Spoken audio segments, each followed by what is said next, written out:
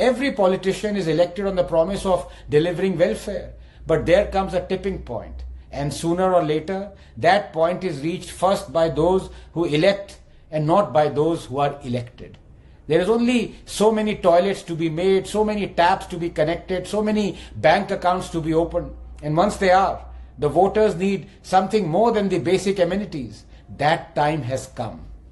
That time has come for Prime Minister Modi to stop discrimination against 1 billion Hindus. Discrimination that is legal, social, educational and constitutional. To address this issue later would be too late. Quite possibly, it already is.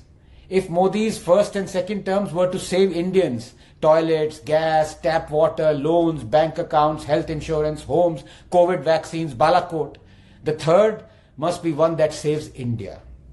And India cannot be saved if Hindus aren't. The Hindus do not ask for appeasement, they never have. The Hindus do not even mind if people belonging to other religions are appeased. All the Hindus ask for is that the discrimination carried out against them be ebbed, if not stopped altogether. Is that too much to ask?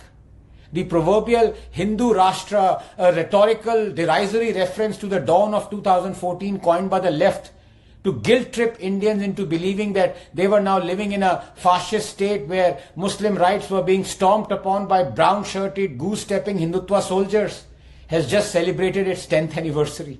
10 years of apathy and inaction, of prejudice, of constitutional and judicial discrimination, not against Muslims, but against Hindus.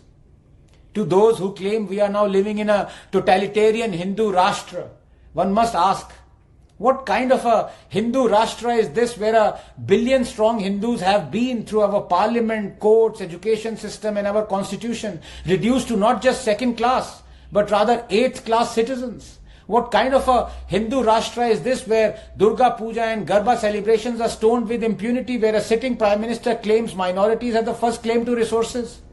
What kind of a Hindu Rashtra is this where Hindus are forced to be refugees in their own land, where one can resettle or settle 40,000 Rohingya Muslims, but not 700,000 Kashmiri Hindus, the land's original inhabitants, where the judiciary says not once but twice that it is too late to prosecute those who raped, murdered and ethnically cleansed Hindus?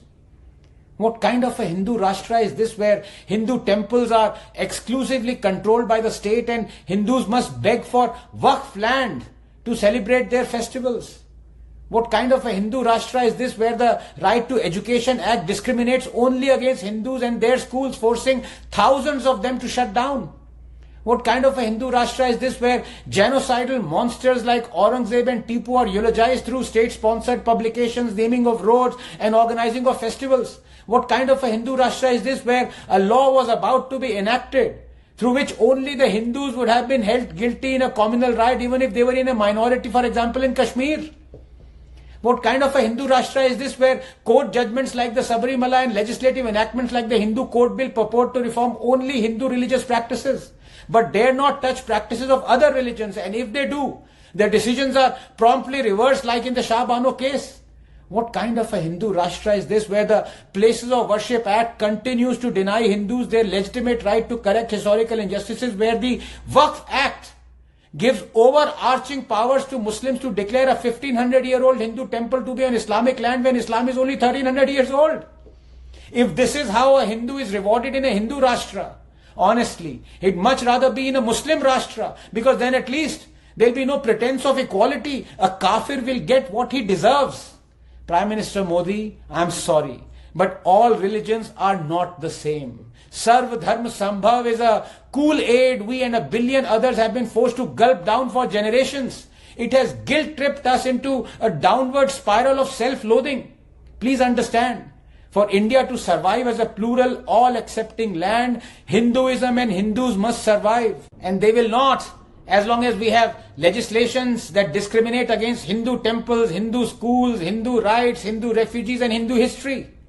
The Waqf Act must be abrogated. So must the Places of Worship Act and the Temple Endowment Act. Right to Education Act must be amended. Kashmiri Hindus must be resettled in the valley.